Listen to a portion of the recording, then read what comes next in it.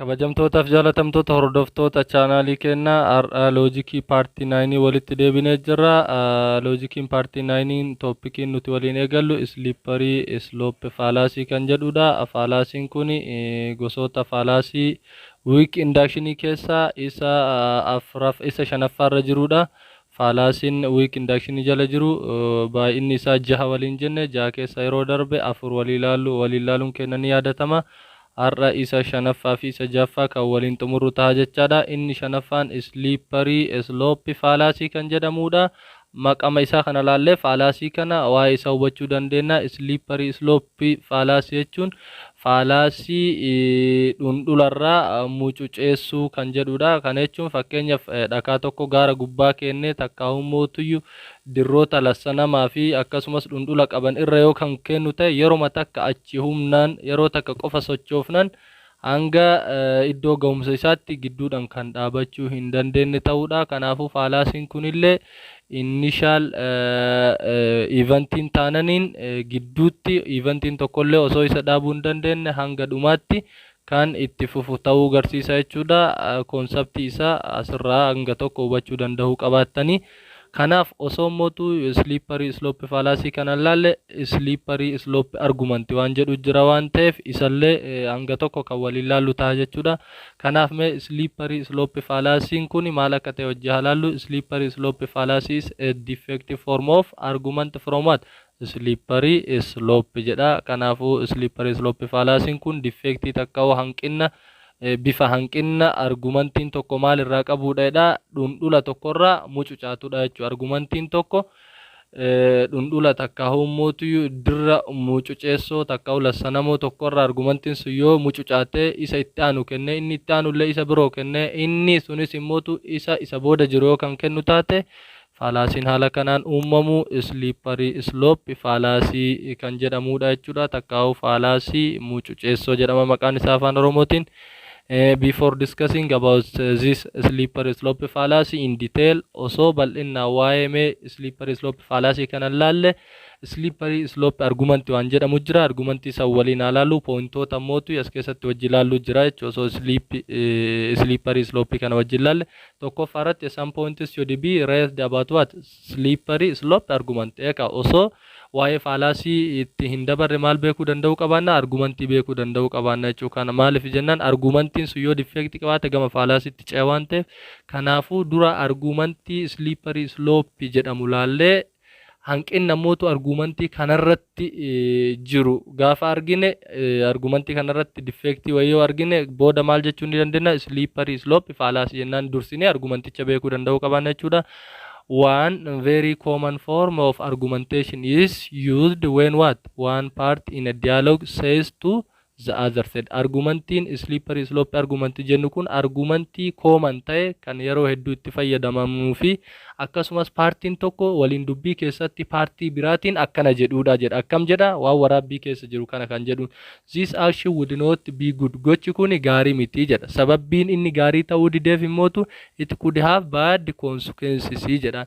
Inni consequence takka mootu resultii badaa waan kennuuf takka mootu waan nama hin gammachiifne waan kennuuf waan dhiibbaa qabu waan kennuuf gochi kun gaarii miti jedhan. Kanaafuu yoo argumentii waliin dubbii tokko keessatti paartii lamaan dialoogii keessatti qooda fudhatan keessaa paartiin tokko paartii biraatiin gochi kun gaarii miti gocha kanan dalaginii sababbiin isaa jedhee sababa dhiyeessee fi consequencein isaa badaadha yoo kan jedhuun taate argumentiin bifa kanaan raawwatamu slippery slope argumentii kan jedhamudha jechuudha. Kanaafuu slippery slope argumentii paartii lama of keessaa qabudha. Paartiin lamaan sun yeroo dialoogii takka mootuyyuu argumentii waliin gaggeessan paartiin tokko paartii birootiin consequence isaa laalee gocha tokko yookiin raawwadhu jedhaani yookiin hin raawwatin jedhan. Karaa positive yoo ta'e raawwadhudha. Yoo inni consequence isaa negative ta'e immoo hin raawwatin yoo kan jedhuun taate consequence isaa laalee argumentiin akkanaa kun maal jedhama? Slippery slope argumentiidha jechuudha. Kanaafuu argumentii amma isin hime kana irratti defect yoo kan jiraatu ta'e takka evidencein dhugaa yoo kan hin jiraanne ta'e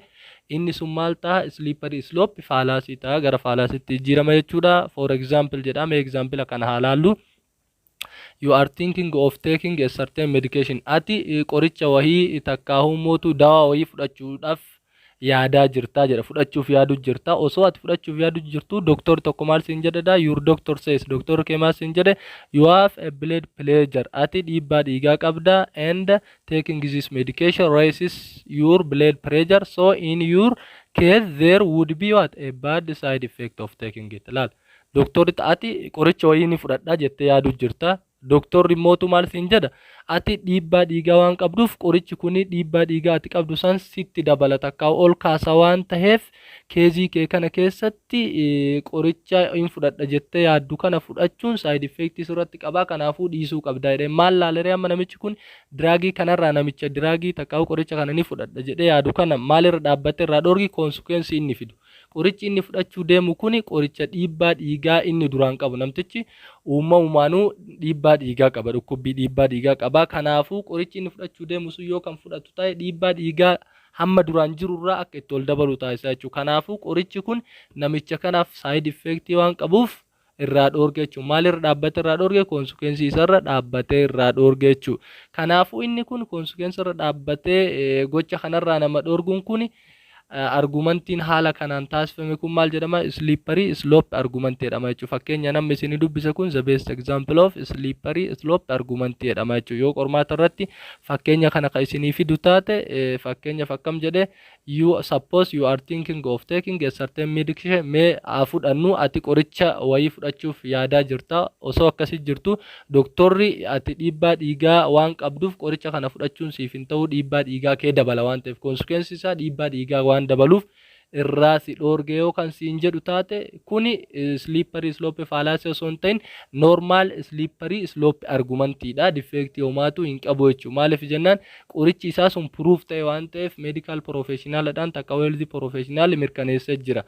akka dhiibbaa dhiigarratti side effect qorichi kun qabu waan laaleef irraa dhoorge ragaa wajjirraa dhoorge waan ta'eef argumentiin akkanaa kun slippery slope argumentiidha malee slippery slope fallacy miti jechuudha kanaafuu yoo argumentiin kun sii gale defectiin argumentii kanarratti uumame takka mistakein argumentii kanarratti uumame akka argumentii kun maal ta'u godhaa fallacy ta'u godhaa fallacy'n inni ta'u sun maal jedhama slippery slope fallacy jedhama jechuudha this form of argumentation is called what argument from what consequences so the other name of slippery slope argument maqaan biraa slippery slope argument maal jedhama jechuudha argument from what consequences jedhama jechuudha kanaafuu wantoota akka example amma isinii hime kana yoo argitan argumentii kana yoo isin gaafate takka maal jettanii slippery slope argument yookaan mootuyyuu argument from consequences jettanii malee jarjartanii slippery slope argument akka hin jenneen isinin jechuu barbaade maqaan biraa slippery slope argumentii mootu argument from consequences akka jedhamus hubachuu danda'u qabaatan jechuudha sababbiin isaa consequence irra dhaabbanne namni tokko actionii tokko akka inni raawwatuuf hin raawwanne murteessuu ni dandeenya jechuudha it is jedha argumentiin kun jechuudha argument from consequences kun it is alleged foreseeable consequences of proposed action as a premise inni kun ka akka ragaatti fidatu yookaan akka premisitti fidatu maali jedha consequence actionii sanirraa mul'ataa ta'e takka humootu beekamaa ta'e yoo inni consequence beekamaa ka fidu taate consequence san akka maalitti fidata akka primisitti fidate actionii san akka inni hin fudhannee fi akka inni fudhatu godha kana jechuun amma conclusion namichi yaada doktortichi maal yaada qoricha kana hin fudhatinidha conclusion isa wanni akka inni primisitti fidate homaa inni qorichi kuni consequence inni blood pressure keetirratti qabu badaadha blood pressure kee ni dabalchiisa waan ta'eef hin fudhatinedha kanaafuu namni slippery slope argumentii takka argument from consequence gaggeessu kun premisisiin isaa maa inni consequence actionin suni qabudha jechuudha conclusion isaa mootuyyuu gocha kana dalagi yookaan hin dalaginidha example olirratti qoricha hin fudhatinidha qoricha fudhachuuf yaadu kana hin fudhatinidha conclusion isaa kanaafuu akka namtichi kun qoricha inni yaada kana hin fudhanne haala kamiin goosuu danda'e doktortichi consequence qorichi inni yaadaa jiru sun dhiibbaa dhiigaa isarratti qabu ittimee akka inni qoricha san hin fudhanne taasise conclusion isaa biratti akka bakkee argatu godhe jechuudha kanaafu and the conclusion is then what inferred that this course of action is or is not recommended conclusion ni maal yookaan fudhadhu ni ta'a yookaan mootu hin fudhati yookaan gocha kanan godhi yookaan godhi jechuudha gochi kun siif recommended dha siif ni barbaachisa yookaan barbaachisa fakkeenyaaf consequence isarra dhaabbanne osoo qorichi reefu mucaa yaadu jiru suni blood pressure isarratti dhiibbaa kan hin qabne taate therapeutic effect malee side effect kan hin qabne yoo taate faayidaa malee dhiibbaa kan hin qabne yoo taate maal jedhaanii ture recommendedidha fudhadhu jedhaan garuu dhiibbaa waan qabuuf hoo maal jedhaan hin fudhatinii jedhaan jechuudha kun conclusion isaati this form of reasoning can be used in a positive or negative way kun akkuma reef isinii meka karaa positive yookiin negativeidhaan taamuu danda'a kana jechuun yoo consequence isaa baaddii ta'e negativeidha yoo mootu consequence isaa gudii ta'e mootu maal jennaani positive jennaan jechuudha siif recommended ni ta'a jechuudha yoo consequence isaa gaarii ta'e yoo consequence isaa badaa ta'e siif recommended hin ta'u negative wayidhaan conclusion kana nama fudhachiisuu dandeenya jechuudha kanaafuu haala kanaan ofirra laaluu danda'u qabaanna in argument from a positive consequence argument positive bakka lamatti qoodama kanaafuyyuu hin dagatina slippery slope argument or argument from consequences can be classified into two based on the way in which it occurred karaa inni ittiin ta'urratti hundoone argument from the consequence takkaawu slippery slope argument bakka lamatti qoon positive consequence fi negative consequence argument jennee qoonna takkaawu mootu argument from positive consequence and argument from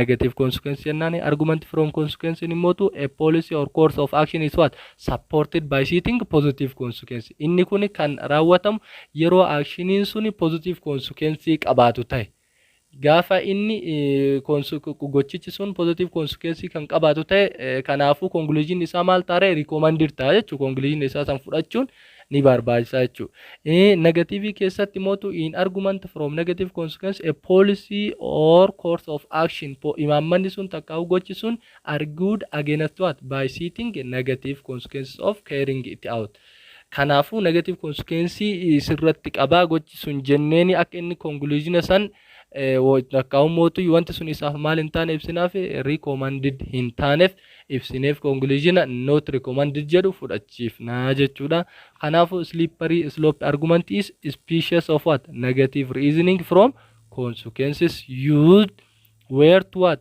parties are deliberating together kanaafu slippery slope argumentiin kun species negative reasoning keessa galchine yoo kallaalu ta'e gosa negative reasoning keessa galchine yoo kallaalu ta'e consequence isaa san irratti hundoone jechuudha yeroo kam ta'a inni where two parties are what deliberating together and one warns the other not to take a contemplated action gochicha dubbatame san akka warning itti takkaawu mootu maalitti doorsisaatti ittimne gocha san akka inni hin fudhanne yoo kan taasifnu ta'e slippery sloping kenna suni species mali keessara gosa mali keessara negative reasoning keessara yoo garuu mootu akka inni conclusion isaan fudhatu kan goonu ta'e mootuyyuu maal keessara slippery slope argument in species of what positive keessara haala kanaan laaluu danda'uu qabaanna jechuudha kanaafu erga slippery slope argument naga kana nu gale dhumarratti wanti isin slippery slope raadachuu qabdan bakka kana slippery slope argument as a special what subtype of argument from what from consequences is that there is said to be connected sequence of action sequence of action waliin maal gochuudhaan connect gochuudhaan kan uumamuudha jechuudha special subtype of argument ta'e gochoota lamaa fi sanaa ol chainidhaan takkaawu seriousdhaan walitti qindeessuudhaan kan uumamu maal jedhama slippery slope argument jedhama kanaafu slippery slope argumentiin chainidhaan raawwata chainii raawwatu kana keessatti mootu ragaan false ta'e yoo kan jiraatu ta'e kallattumaan gara kamitti deema slippery slope fallacy takkaawu mootu slippery slope fallacious argument seena jechuudha mee slippery slope fallacy kan waliin laallu ta'a jechuudha erga hagana waa'ee slippery argument wajjin laalle characteristic slippery slope argumentis bakka kanatti ilaaluu dandeettanii tokkoffaa irratti maal akka inni ta'e lammaffaa irratti maal akka inni ta'e wajjin ilaaluu dandeettanii kanaafu salphumatti amala isaa wanti ani irraa isin himu akka nama argumentiin kun akkamiin ilaalama akka nama dhakaa dirra mucucaataa tokkorra kaanii takkaawu gaara tokkorra dhakaa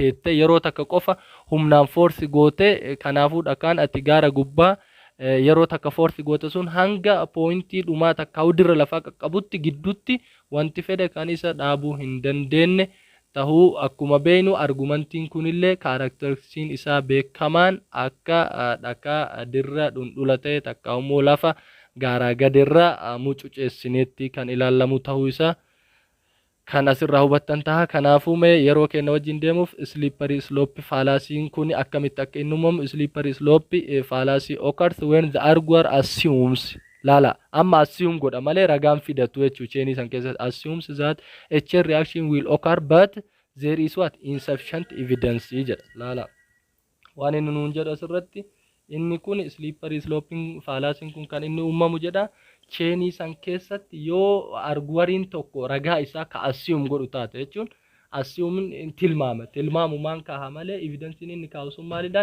insufficient evidence qabaa jechuudha. Kanaafuu yoo cheenii san keessatti cheenii actionoon ittiin ta'u san keessatti ragaan kaamu sun assumption yookaan kaamu ta'e maal yoo ta'uu dhabe yoo sufficient ta'uu dhabe evidensiin dhiyaate sun kallattumaan slippery slope argumentii osoo hin taane slippery slope fallacy keessa kan galudha jechuudha. Kanaafuu slippery slope fallacy adda baafachuudhaaf tokkoffaa chain of actionitu jira. Keessattuu maaliin isa yaadachuu danda'u qabaattanii gosa argumentii keessa yeroo darbe chapter 2 keessatti isin barsiisa jira. One of the examples of deductive argumentii jalatti akka isin barsiisan hypothetical jiraami kallattiidhaan inni inductive keessatti raawwataa osoo hin taane fakkeenya akka hypothetical statementiin takka argumentiin ittiin taa'u san keessatti ka taa'u keessatti dogongorri uumame slippery slope fallacy jedhama. Inni ka uumamu inductive argumentii keessatti garuu salphumatti yaadachuudhaaf hypothetical deductive argumentii san yaadachuu qabdan syllogismii jala jechuudha. If this one leads this one, then this one leads this one, then this one leads this one akka jennutti jechuudha. Yoo wanti kun kana kenna achi booda kun kana kenna achi booda kun kana kenna akkasitti jennee waan oofnu ta'u. Kanaafuu slippery slope fallacy jettanii yaaduudhaaf dura statementiin keessan chainidhaan takka'u seriousdhaan if conditional of keessaa qabaachuu qaba. If fi zanii of keessaa qabaachuu danda'u qabaata akkasitti beekuu danda'u qabaattan jechuun sun mallattoo ittiin beeknudha. Kanaaf mee example isaa kana ilaallu haalli inni itti uumamu isinii himee jira. Yoo inni bakka sila sufficient evidence fidu san chainii san keessa chain of action keessatti absorption kan godhu yoo ta'e tilmaama kan godhu yoo ta'e ragaa kaasusan tilmaama yoo kan fidatu taate akkasumas lammaffaa irratti if fi zanii yoo kan fayyadamu taate kallattumaan wanti suni maal jala gala slippery slope fallacy jala kan galudha jechuudha. Example kana ilaaluu dandeettanii against cultural social religious norms of Ethiopia China's firm was authorized to run what donkey slaughterhouse in Bishoftu. Kun amma eventii jalqabaati initial actionidha takka initial eventidha. Lammaffaa irratti but this company should be what closed jedhe eessarraa eegala amma itti aane if donkeys are jedhe kuno. If donkeys are tokkoffaan kunoo kana if donkeys are continuously slaughtered and exported yoo harreen kun bifuma itti fufaa ta'een hoteela Bishoftuu san keessatti kan qalamuu fi akkasumas geejjibamu ta'e takkaa'u gama biyya alaatti ergamu ta'e then Ethiopian who works in the better will start to eat donkey meat. Namoonni achi keessa hojjetan sun illee mana foonii san keessa hojjetan illee maal ta'u eegalanii foon harree san nyaachuu eegalanidha. Zan jedha laala if fi zanii kana milkeeffachuu qabdanii zan members of the family of these workers will be what warroota achi keessa hojjetan san yoo isaan nyaatu eegalan warri ilmaan isaanillee ilmaan hojjettoota achi keessa hojjetanii takka'u abitooyirii isaanillee maal nyaachuu eegalanii foon harree kana nyaachuu eegalanidha. Konsekwensiin deemaa jira.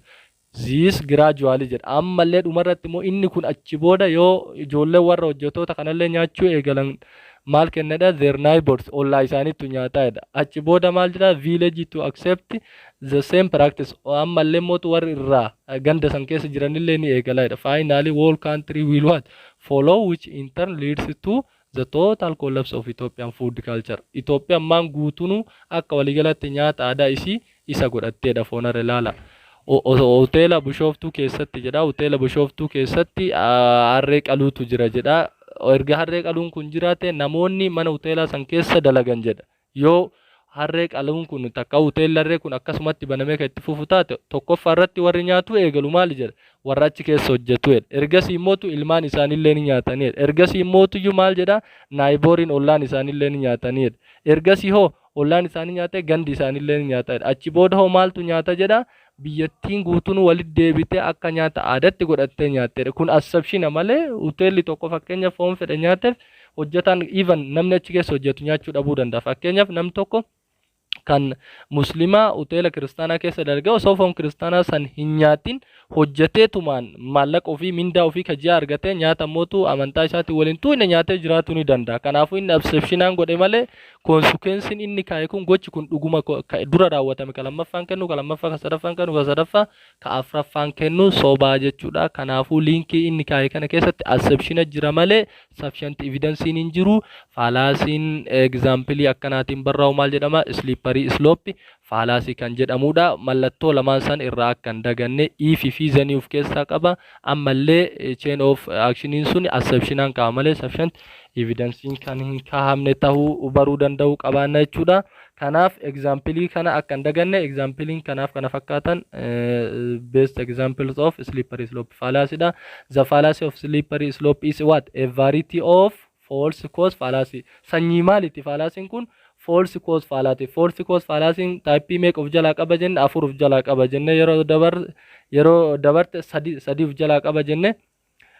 Sadi san keessa kunillee akka dabalataatti sanyii maali jedhama? Sanyii false cause fallacy jedhama jechuudha. Maaliif ragaan hin dhiyeeffate kun assumptionaan dhiyeeffate waan ta'eef sobaa ragaa dhugaa hin dhiyeeffanne waan ta'eef deciding whether slippery slope fallacy has been committed can be what? Difficult when there is what? Uncertainty whether the allied amma fakkeen nuti osoo shakkinu taate waan kana osoo itti kan hin beekne taate nu shakkisiisa. Slippery slope fallacy damo slippery slope argumentii ka jedhu yoo wanni shakkii tokko keessa jiraate nama dhibe murteessuun garuu maal gootanii isin wanti isin adda baafachuu danda'u qabaattan ragaa sufficientii dhiyeesseef moo ragaa sufficientii hin dhiyeessineef waan jedhu adda baafattanii fallacy kana slippery slope argument irraa adda baaftanii slippery slope fallacy jechuu ni dandeettanii. But many slippery slope rests what? On a mere emotional conviction on the part of what? Arguer that a certain action amma namichi kanneen irratti xiyyeeffate hoteela foon harree qalamu ka bushooftu san cufsiisu irratti xiyyeeffate malee kana jechuun maal kennu deemenni hoteelli harree qaluu bushooftuu keessatti ta'usu yoo ka itti fuftaa Itoophiyaan guutuun nyaata san akka aadaatti fudhatti initial consequence takka first consequence indi consequence san akka kennetti illee sababa godhata takka akka kennetti ilaala waan ta'eef kanaafuu ragaan inni dhiyeesse kun baay'ee wiikidha. Akkasumas immoo assumptionaan dhiyeesse malee dhugaa miti waan ta'eef kallattumaan fallacy jala gala jechuudha. Kanaafuu fallacy kana haala kanaan adda baafachuu danda'uu qabaanna. Fallacy inni itti aanu mootu xiqqaadha. Weak analogy kan jedhudha. Weak analogiin kunillee mootu type jaffa weak induction fallacy jala jirudha. Takkaa'u isa dhuma weak induction fallacy jala jirudha. Akkuma maqaan isaa ibsuttu yeroo darbe maal jenne inductive argument jalatti maal barree weak analogy takkaa'u mootu argument from analogy barree jira jechuudha. Isuma waan biraa tokkollee hin qabu. Argument masan keessatti defectin yoo kan uumamu ta'e bakka directly maal jechuu danda'u qabaatanii argument inductive argument from analogy jennee kan barreessan type inductive argument jalatti namni beeku fallacy kana guutumaan guututti beeka jechuun ni danda'ama jechuudha.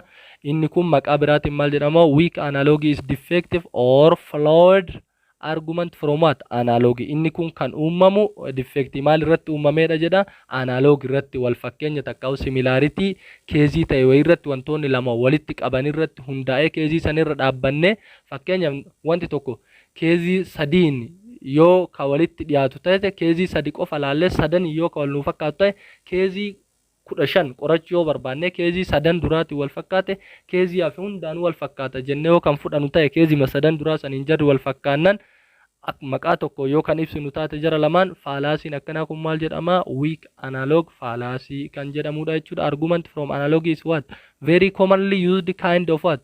Case based reasoning. Case based reasoning jechuun keezota irratti hundaa'a jechuun fakkeenyaaf namni lama Abdurrahmaan fi Diittaa keezii jara lamaan jiru gidduu laaluu barbaadan fakkeenyaaf biyya tokko dhufuu danda'a, bifaan diimaa ta'uu danda'a. Keezii 15 qorachuu barbaanne keezii 3 dura qoranne bifaa fi iddoo isaan dhufanii fi akkasumas immoo amala isaanii qoranne waan achirraa hafe ka qorachuuf deemnu san dhiifne keezii sadan kanarratti wal fakkeenya argannaan keezii jiru san illee maal jechuudha? Wal fakkaatan jennee yoo kan xumuru taate inni kun maal jedhama? Fallacy'dha. Fallacy'n akkanaa kun immoo weak analog fallacy kan jedhamudha jechuudha.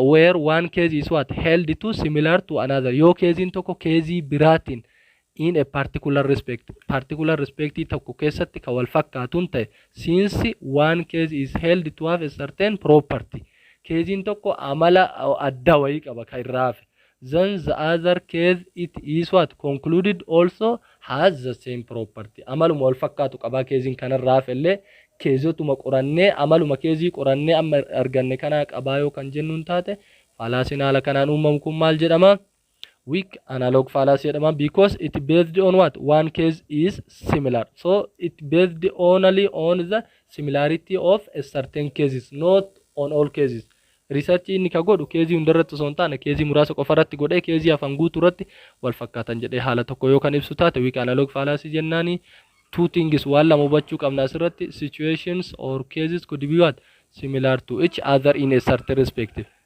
waan ta'e wayii keessatti keeziin takkaa'u situationii maal ta'uu qaba wal fakkaatu qaba similarity qabaachuu qaba but dissimilar in what other things kanaafu weak analog fallacy karaan adda itti baafattan aspektii tokko keessatti waan ta'e wayii keessatti similarity illee ni jira akkasumas maaltu illee ni jira dissimilarity illee ni jira garuu inni dissimilarity aspektii biraa keessa jiru san takka other aspektii biraa keessa jiru san illee akka maalitti fudhatu akka similarity aspektii dura dabarsee takka waan dura dabarsan keessatti arguwarii lama takka wantoonni lama qaban saniin ammallee similarity ma qaban jedhee dissimilarity isa yoo kan dho'isu ta'e argumentiin fallacy'n akkanaa kun maal jedhama weak analog fallacy kan jennuunidha while one case may what be generally similar to another lala keezii tokkoon walumaa galatti wal fakkaatuu danda'an it does not mean that keezii takka wanti lama wal fakkaatuun maal hin agarsiisu does not mean that the two case will be similar in every aspect keeziin biraat illee takkaa'uu mootu keeziin lammaffallee every respect keessatti respect hunda keessatti wal fakkaataa jechuun dandeenyu bifaan wal fakkaata jechuu dandeenya itti aansinee immoo amalaan wal fakkaatan jechuun dandeenyu bifaan wal fakkaatan jechuu dandeenya itti aansinee mootu umriidhaan wal fakkaatan jechuu hin dandeenyu jechuudha garuu inni dissimilarity kana dhiisee akkuma similarity dura argate sanitti yoo kan ibsu taate dissimilarity san maal godhee hide godhanii dho'isee jechuudha kanaafuu fallacy'n akkanaa kun weak analog kan jedhamudha jechuudha if they were similar in every respect they would what identical case qabanii jedhe keezii wayii irratti yoo isaan walitti dhiyaatan identical qaban jedheeti maal godha ragaa baafi however two cases can be generally similar even though there are what quite important differences between them xiqqollee taatu osoo keezii malamaanuu ka wal fakkaatan taate keezii malamaan san keessattuu quite differencein yoo xiqqaate ni jira fakkeenyaaf namni lama amalaan wal fakkaata yoo kan jennu taate 100% ka wal fakkaatu hin jiru quite difference ni jira garuu inni quite difference kana osoo hin taane dissimilarity ma guddaa keezii lammaffaa keessa jiru sanuyyuu dho'isuudhaan kan raawwatu yoo ta'e fallacy akkanaa kanaan maal jenna weak analog fallacy jennaan example kana laalame after ingesting 1 milligram of substance alpha per day for what 19 days jedha white mice develop genetic abnormalities jedha laala after ingesting milligram of substance alpha jedhamu kana guyyaa keessatti kan miiligraama tokko ta'u maayisiin yoo kan nyaatu ta'e guyyaa 9 jechuudha guyyatti alfa miiligiraamii tokko kana guyyaa 9 yoo kan nyaatu takka fayyadamtu ta'e dawaa kana qoricha kana white maayisiin jechuudha yoo kan fayyadamtu ta'e it developed what genetic abnormality takka humootu rakkina sanyummaa takka humootu dhibee sanyummaan daddarbu develop gooteedha takka humootu mul'iftii jedhe since white mice are jedha kanaafuu jedha sababa kana ta'eef white mice are what similar in many ways to humans laal eka ilmi namaa yoo qoricha kana kan nyaatu ta'e maal maddisiisa genetic abnormality maddisiisami sababuma qoricha kana nyaattee isiin genetic abnormality maddisiifteef takka humootu genetic abnormality isirratti argameef ilma namaatiin karaa hedduun in many ways karaa hedduu afeemi in many ways it is similar with humans jedha sababuma isiin qoricha san fudhattee genetic namni kaayoo qoricha fudhatte genetic abnormality fakkeenya behavior abnormality ilma namaa keessaa takka ilma namaati ka genetic abnormality maddisiisu beellanni genetic abnormality maddisiisu maal jedhama malee animals abnormality jedhama malee genetic hin jedhamu geneticin ilma namaatiif jedhama waan ta'eef yeroo hedduu kanaafuu yoo genetic abnormality qoricha fayyadamtee ka isiin develop gootaa irra mul'atu ilma namaati wantoota kanarraa hafanilleen hedduu wal fakkaatti jedhee maal godhe amma dissimilarity sila white mass fi humanii gidduu jiru dila duubatti hafe ka osoo qoratanii irra gahamu san hunda dhiisee dissimilarity san gara similarity tokkichaa kanatti kan deebisu yoo ta'e fallaasiin haala kanaan uumamu weak analogy fallacy jedhama. It follows that substance alpha probably produces genetic abnormality in humans jedhala. Isiin tu white mice ka yeroo hedduu ilma namaatiin walitti dhiyaatte animaalii keessatti ilma namaatiin amala hedduu walitti dhiyeenya qabdu isii tana mice. Kanaafuu qorichi mice genetic abnormality irratti mul'ise kun ilma namaatti irrallee amala hedduu wal fakkaatu genetic abnormality irratti mul'isaa jedhe conclude godhe. Kanaafuu ilma namaatiin aspektii shanjaan qofa wal fakkaachuu dandeetti white mice tun. Aspektoota hafanoo kashanii fi jaaf torbaaf sanaa ol jiran keessatti yoo garagara taate qorichi kun genetic abnormality irratti fiduu dhabuu danda'a. Kanaafuu inni karaa hedduu wal fakkaataniif karaa biraatillee karaan isaan itti wal hin fakkaanne jiru waan ta'eef qorichi alfa 1 miligiraamiin kun guyyaa 9 white mice fi illee yoo kenname ilma namallee akkuma white mice godhe kana taate kana fakkaatu irratti fidaa jedheeti akka similarity yookaan identically taanitti fudhate. Kanaafuu argumentiin kun maal jedhama fallaasiin kun maal jedhama weak analog fallacy kan jennuun dhiyaachuudha. This argument compares two cases case lama wal madaalchisa. The effect of some substance on human life. Substance tokko kan human irratti effectii qabuu fi mice irratti effectii qabu wal madaalchisu jira. It argues inni kun kan irratti walii gale kan inni yaade that this substance produce genetic abnormalities on both what on mice first then postulates comparably consequences on what humans. Akkasumas wanti hantuuta tanarratti takkaa'uma hantuuta yaaliin irra geggeeffamu tanarratti genetic abnormality fide kallattumaan maal ka jedhu uume consequence white mice irratti fide kana ilma namaa irratti illee ni fide. Kana jechuun asirraa maal hubannaree akka namichi kun conclude godhetti automatically white mice and the humans are identically jedhe jechuudha. Amala guutumaan guututti wal fakkaataa qaban akka jedhutti murteessee jechuudha. Kanaaf haala kanaan laaluu danda'u qabaannaa. Fallacy of weak analogy is committed when what when analogy between things situation and the circumstance is not what as strong. That means it is weak evidence or insufficient evidence enough to what support the conclusion that is drawn. Kanaafu weak analogy fallacy kun kan inni uumamu yeroo ragaan situationii lama gidduutti akkasumas tingii wantoota lama gidduu fi haalota lama circumstance lama gidduutti kaa'ame sun strong enough yoo hin ta'in sufficient yoo hin ta'in ragaa laafaa ta'e yoo kan dhiyeessu ta'e similarity tingii lama situation lama circumstance lama jiru san irratti ragaa gahaa yoo kan osoo hin dhiyeessine ta'e uumu ta'e inni kun argumentii osoo hin taane fallacyidhaaf fallacy maal jedhamudha jennaan weak analog fallacy kan jedhamudha jechuudha. Evaluating an argument having this form recourse two step procedure qabaatteedha. Karaan adda itti baafatanii fallacy kana two step procedure qabdi. Tokkoffaa irratti identify the attributes identify godha. Fakkeenyaaf arguariin tokkoffaan takkaa'u tingiin tokkoffaan attribute takkaa'u behavior kam qaba a jedhamuu fi b fi c fi itti fufaa kabiraas ni jira haganuma irraa laale inni qorannoo isaati. That the two entities A and B share in a common and to determine how the attribute Z mentioned in what in the conclusion related to what the attributes A, B, C. Amma wanta sirraa baasuu danda'u qabaattan tokkoffaa tingii lama ta'uu situation lama ta'uu circumstance lama ta'uu lamaan san fudhanneeti attribuutota jara lamaanitu kopha baafnaf. Erga attribuutota jara lamaanii kopha baafneef kipa attribuutii jara lamaaniif kipa ta'e jara lamaan irra wal fakkaatan baasna. Maatisii keessatti waa'ee kipa ni beektan jedhee yaada kipa tingisii san lamaanii baafta. Fakkeenyaaf tingiseen attribuutii A, B, C jedhamu qaba haa jennu. A, B, C jedhamu qaba. Attribuutiin tingisiin N attribuutii amala A, B, C jedhamu qaba. Tingisiin B immootu amala A, B, C, D, E jedhamu qaba. E jedhamu qaba. Kanaafuu laala tingisiin N attribuutiin inni qabu A, B, C qofa. Tingisiin B attribuutiin inni qabu A, B, C, E daadha. Kanaafuu kipa tingii kana lamaan yoo baafnu A, B, C kipa jar lamaan attribuutii kana sadan koomanii qabanii jechuudha. Garuu mootu attribuutiin maali tingisiin B tingisii irraa waan adda isa godhu attribuutii E fi D qabaachuudha. Osoo kuni jiru attribute e fi da tingisiin biin qabu kun osoo jiru intersection isaa qofa baasee takka keep isaa a baacaa kanarratti wal fakkaachuu jara baasee yoo tingis A and tingis B is identically similar takka ummotu they are identical yoo kan jedhuun taate inni kun argumentii osoo hin taane maalidha fallacyidha. Fallacyin akkanaa kun maal jedhama weak analog fallacy jedhama. Kanaafu karaan salphaan isa adda itti baafattan tokkoffaa irratti tingin lamaan jiraachuudha. Tingii lamaan saniif immoo attribuutota takka humootu keezii mataa isaa kaa'uudha. Keezii san keessaa kipha baaftanii kipni suni guutumaan guututti yoo kan wal fakkaatu ta'e inni argumentiidha. Good argumentii malee fallacy miti. Yoo garuu kipha baaftaniif san malillee attribuutiin biraa ka jara lamaan gargara godhu jiraate waan saniin maal jennaani weak analog fallacy jennaani. Kanaafuyyuu haala kanaan hubachuu danda'uu qabaannaa. Weak analog fallacy'n fallacy ulfaatu miti.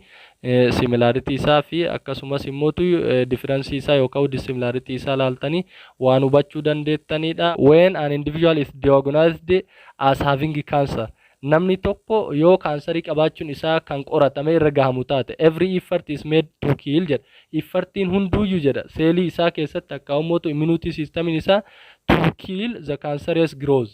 Cancerii sun akka guddanne heal gochuuf yaada jedha immune system isaa whether by what yookaan surgery ta'uu danda'a. Cancerii san ka heal godhu cancerous cell isa yookaan radiation treatment ta'uu danda'a yookaan chemotherapy dawaa kennuuf ta'uu danda'a. Akkuma san jedha but jedha ta'ullee murders and kidnappers are what cancerous growth on society. Murders jechuun nama ulfa baasuudhaan takka lubbuu namaa ajjeesuun beekamu. Nama lubbuu namaa ajjeesuun beekamuu fi kidnapper jechuun maraattonni maaliidhaaf biyya guddina hawaasatiif maalidha kaansariidha. Akkuma laal asitti ilmi namaa tokko kaansariin qabamuun isaa kan irra gahamu taate ogeessi fayyaa maal godhaedha surgery naa ta'u radiation treatment naa ta'u chemotherapy naa ta'u kaansarii san kiil gochuudhaaf yaadaedha growth isaa. Garuu jedhamootuyyuu mardarii fi kidnapperii maraata fi mootu akkasumas lubbuu namaa warroonni baasan kaansarii guddina hawaasatii jedha. Therefore jedha amma solution tokko kaa'uuf yaada jira kan lamaani. Therefore when the criminals are apprehended and convicted they should what be treated like any other cancer and eliminated by capital punishment. Kanaafu argumentii kanarratti wanti nu laaluu qabnu as keessatti nu dubbat solution tokko kaa'e. Kansariin kun human kansariin kun seelii namaatiif kansarii ta'ee akkuma solutionni kansariif kennamu kun kidnapperaa fi mardariif illee kennamuu qaba jedha. Akkuma kansarii treatmentii naa ta'u chemotherapy naa ta'u radiation ajjeefamu sanitti maalillee kriminaala warri raawwatan kun takka mardarii fi kidnapperii kun illee ajjeefamuu qaba jedha. Kanaafu waan kansarii ta'eef qofa laal. Similaritiin jara kana lamaanii kansariidha. Human cancer illeen ilma namaatiif seelii ilma namaatiif kansariidha. Mardarii fi kidnapper illeen kansarii. Jadlachuu kansarii ta'uun kun similarityidha. Garuu dissimilaritiin jara fakkeenyaaf kansarii kiil gochuun ni ayyamama. Maaliif treatmentiidha fi akkasumas chemotherapyidha.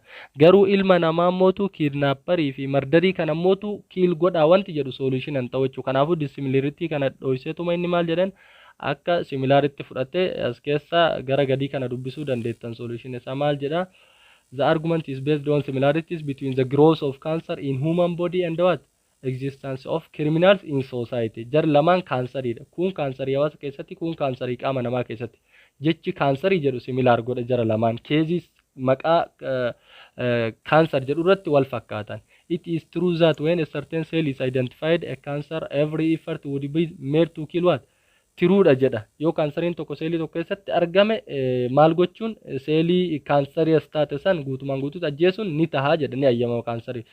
Because it is impossible to rehabilitate the cell and the only safe measure is to kill. Seelii kansariin qabamte takka rehabilitate gochuun fayyisuun waan hin danda'amneef carraan dhumaa jiru akka barataa fayyaa tokkootti namoonni fayyaa gaaf barattan beekuu dandeettanii seelii kansariis taate san guutumaan guutuutti ajjeesutu solution malee seelii san fayyisuuf garri yaalan hin jiru jechuudha. Seelii san yookaan sarjariidhaan guutuu keessaa baasu yookiin immoo keemoteraappiidhaan ajjeesutu furmaata. Maaliif rehabilitate hin taatu waan ta'eef hin fayyitu waan ta'eef. Garuu nama malammaltummaa raawwate takka yakkamtoota san manni amala sirreessaa waan jiruuf amala isaanii sirreessinee gara nama noormaalii waan gaarii dalaguutti deebisuu ni dandeenya malee kallattumaan solution kiil gochuu san fudhachuu hin dandeenyu jechuurratti. Inni garuu maal jedha lachuu waan kaansarii ta'aniif waan kaanser in human bodyidhaaf godhame sun akkasumas kaansarii society keessa jiru takkaa'u kriminaalota san yookaan mardarii fi kidnaappara sanillee kiilimmaan takkaa'u du'ummaan murtii ta'uu fi qabaa solution ta'uu fi qabaa jedhee yaade garuu maaliif mitiidha but this is not true in a human being ilma namaa irratti maaliif kidnaapparaa fi mardariin ilma namaati waan ta'eef takkaa'u kriminaalonni sun ilma namaati waan ta'eef ilma namaa mootu kaanser seelii ajjeefna malee ilma namaa ajjeesuu hin dandeenyu. Even if a criminal is bad for a society, hawaasa illee criminal yakki sunillee kidnapparaaf mardariin badalleeta society avoid crime not by killing criminals. Yakkamtoota san ajjeesuudhaan osoo hin taane hawaasni kriminaalii san ka hir'isu but by what educating them isaan barsiisuudhaanii fi rehabilitating individual criminals. Individual criminals isa rehabilitate gochuudhaan garuu ka seelii rehabilitate waan hin taaneef solution biraa waan hin qabneef seelii san ajjeesu malee ajjeefna.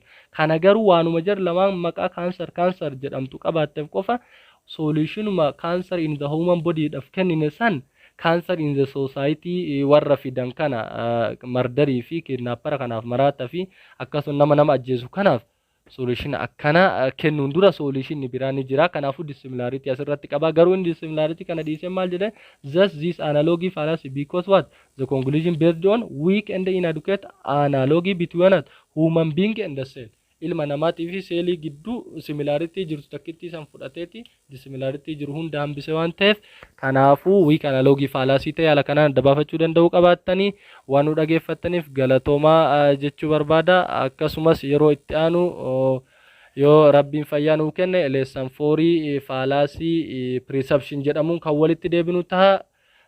Paartii 3 yookaan 2 kan caala keessatti fallacy hafe hunda isiniif xumuruuf ni yaalla.